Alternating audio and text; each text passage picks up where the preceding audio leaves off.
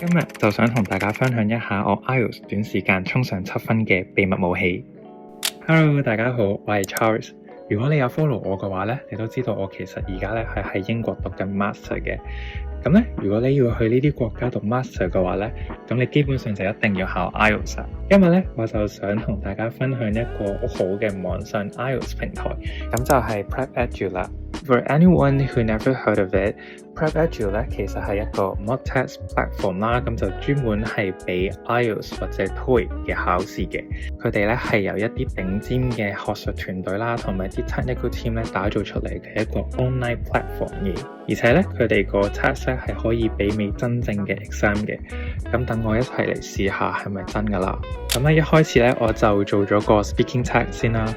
咁最後咧考完個 speaking 之後咧 PrepEdu 係俾咗我7.0嘅分嘅。咁嗰個 feedback 咧亦都係非常之詳細啦，咁亦都好似有一個真嘅考試官咁樣俾翻一個 feedback 嚟嘅。咁我啦亦都做咗佢哋嘅 listening 啦，同埋 reading 嘅 test 嘅。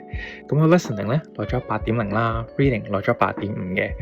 咁咧，我係真係覺得自己好似考緊一個真嘅 IELTS 咁樣嘅。佢個 time 啦，個題型啦，同埋咧佢哋考試嗰個難度咧 ，basically 係 identical 嘅。咁去到 writing 啦，係我一直都比較弱嘅地方嚟嘅。咁但係咧 PrepEdu 咧，佢就好清楚咁樣 point out 咗我所有嘅問題啦，包括 grammar 啊、coherence 啊，同埋 lexical resource 嘅。咁佢 even 咧就 based on 我嘅答案啦，咁就俾咗一個 improved version 俾我參考嘅。Overall 嚟講啦，咁我用完之後啦，我覺得佢哋嗰個 question 咧係真係好貼近真正嘅 IELTS 嘅 exam 啦。So is it worth the hype？Honestly, I think yes. 如果你想要一啲好真實嘅模擬試卷啦，同埋可以好準確咁樣去評你個 speaking 啊或者 writing 嘅話咧，我諗呢一個係我近期試過最好嘅 IELTS platform 之一嚟噶啦。Alright， 而家 PrepEdu 咧就做緊一個7天嘅退款保證嘅。